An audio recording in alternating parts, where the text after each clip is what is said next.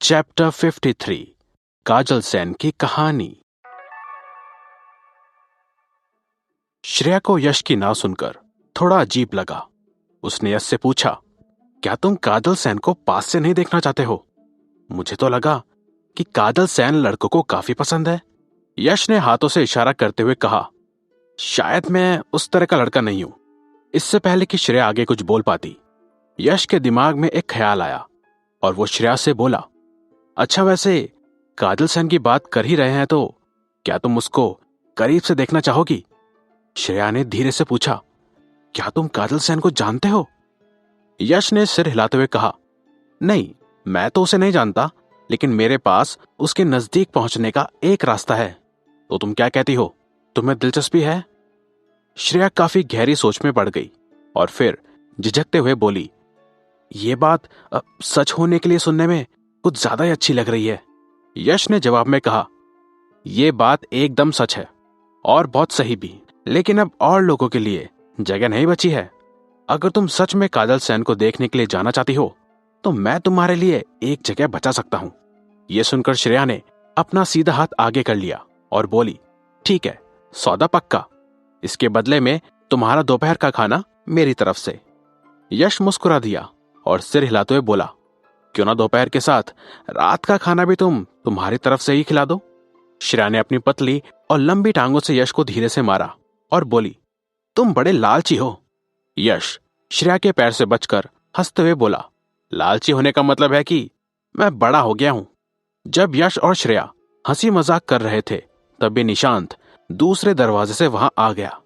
निशांत ने उन दोनों की तरफ बिना किसी भाव से देखा और वहीं रुक गया। यश और श्रेया को एकदम से ऐसा लगा कि जैसे कि उन्हें निशांत ने रंगे हाथ अफेयर करते हुए पकड़ लिया था। श्रेया ने फुसफुसाते हुए यश से कहा, इवेंट में मेरी जगह के बारे में भूल मत जाना। यह कहकर श्रेया जल्दी से वहां से चली गई। श्रेया के जाने के बाद निशांत चलते हुए यश के पास आ गया। श्रेया के जाते हुए भी निशांत उसकी तरफ पैनी नजरों से देखता रहा और फिर यश से बोला, लड़कियां सिर्फ हमारे ख्यालों और फैसलों पर गलत असर डालती हैं और कुछ नहीं। वो हमारी पढ़ाई और बाकी कामों में भी बाधा डालती है। अगर जब तक बिल्कुल जरूरी ना हो, मैं तो तुम्हें यही कहूंगा कि तुम उनसे दूर ही रहो। निशांत की यह बात यश को काफी अजीब लगी। उसने सोचा, कैसी पागलों जैसी बातें कर रहा है। आज 21st सेंचुरी में समाज इतना आगे बढ़ गया है और यह है कि कोई इतनी बेफालतू बात कैसे कर सकता है। हां बेशक, यश ने अपने मन के ये विचार निशांत के सामने बोलकर नहीं दिखाए। पहले एक बार क्लास में निशांत से कुछ देर बात कर लेने के बाद यश का मानना था कि निशांत तो बड़ी आसानी से इस चीज के भी कई कारण ढूंढकर दे सकता था कि महिलाएं इंसानी प्रजाति को आगे बढ़ाने के लिए भी जरूरी थी या नहीं। यश काफी आलसी भी था, इसलिए उसने इस बारे में बहस करना जरूरी नहीं समझा। इसके अलावा उसे डर था कि वो गलत तरह से बोलने की वजह से किसी मुसीबत में ना पड़ जाए। वे दोनों दोपहर का खाना खाने के लिए कैंपस की कैंटीन में चले गए। खाना खाते वक्त निशांत ने यश से एडवांस मैथमेटिक्स के बारे में बिल्कुल भी बात नहीं करी। इसके बजाय निशांत काजल सेन के बारे में बात करने लगा। उसने नजरें चुराते हुए अपना पूरा ध्यान अपने चावल के कटोरे की ओर कर लिया और अपनी आवाज में बिना कोई भाव लाए हुए बोला, क्या तुम भी काजल सेन के एक फैन हो? यश ने पहले ना में लेकिन फिर एकदम से हां में सिर हिलाया और बोला, हाँ, शायद मैं भी उसका फैन हूं। यश के इस जवाब पर निशांत ने कहा, अगर तुम उसके फैन हो तो हो और अगर नहीं हो तो नहीं हो। तुम्हारा इस शायद से क्या मतलब है? यश ने आराम से जवाब दिया, वो मैंने कुछ समय पहले ही काजल सेन के बारे में जाना है तो इसलिए मेरी दिलचस्पी जाग गई, लेकिन मैं काजल सेन के बारे में इतना नहीं जानता हूं अभी। निशांत ने यश की तरफ देखा कि जैसे वो कुछ कहना चाहता हो, लेकिन वो सिर्फ अपने मुंह पर हाथ फेरने लगा। उसके चश्मों के पीछे उसकी आंखों में दिख रहा था कि वो गहरे ख्यालों में था। वो खुद से ही धीरे धीरे बड़बड़ा रहा था। फिर एकदम से निशांत बोला, जैसा कि मैंने सोचा था, समाज को लेकर सबकी समझ सिर्फ ऊपर ऊपर तक ही है। कोई गहराई से नहीं सोचता और उस समझ पर आसपास के लोगों का असर पड़ता रहता है। ऐसी अजीब सी बात सुनकर यश निशांत को घूरने लगा, जिसने खाना खाना छोड़ दिया था। उसका मुंह अभी भी बिना रुके बड़बड़ा रहा था।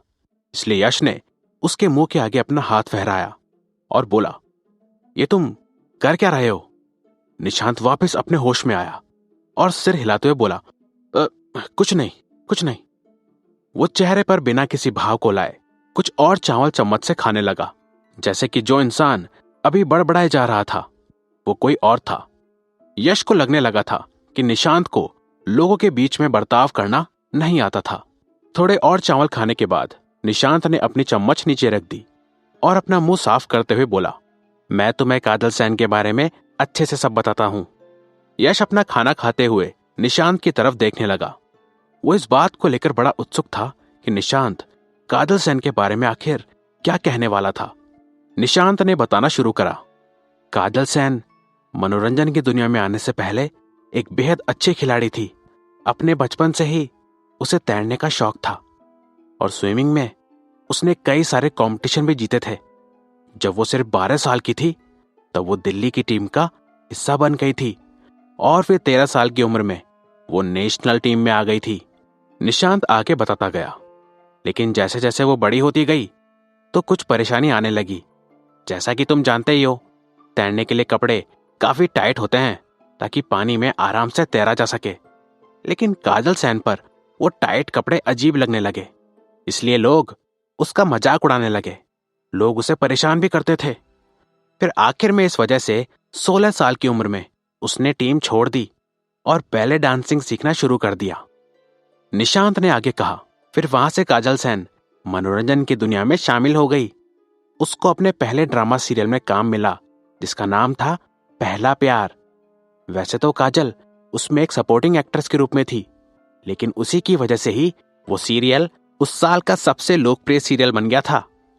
फिर रुककर निशांत ने थोड़ा पानी पिया और अपना फोन निकालकर यश को काजल सेन की फिल्मिंग के दौरान की फोटो दिखाते हुए बोला, इस सपोर्टिंग एक्ट्रेस का किरदार बड़ा मजाकिया, खुशमिजाज और पसंद करने लायक था, जबकि जो मेन एक्ट्रेस थी उसका किरदार एक दिखावटी कमीनी औरत जैसा था। इस वजह से सबको काजल का किरदार उस मेन एक्ट्रेस से भी ज्यादा पसंद आ गया। यश बड़ी शांति से काजल सेन के परिचय को सुन रहा था। जब निशांत की सारी बात खत्म हुई तो पता नहीं किसी वजह से यश के मन में सिर्फ एक ही ख्याल आया, ये मिस्टर अक्लमंद को दिखावटी कमीनी जैसे शब्द के बारे में पता है। चलो, किताबों के अलावा कुछ और तो पता है इसको। इसके अलावा यश को शायद पता चल गया था कि आखिर निशांत को काजल सेन क्यों पसंद थी। ये शायद इसलिए क्योंकि काजल सेन ने अपने जीवन में काफी कोशिशें की थी और जीवन में आने वाली मुसीबतों का अच्छे से सामना भी किया था। उसकी सफलता की राह आसान नहीं थी। यश ने सोचा, जैसे कि उम्मीद थी, जो लड़की मिस्टर अक्लमंद को पसंद थी वो कोई मामूली लड़की नहीं थी। खाना खाने के बाद यश को उस इंटरमीडिएरी एजेंट का फोन आया जिसे उसने अपनी कंपनी का रजिस्ट्रेशन कराने का काम दिया था। कंपनी के रजिस्ट्रेशन का काम पूरा हो गया था।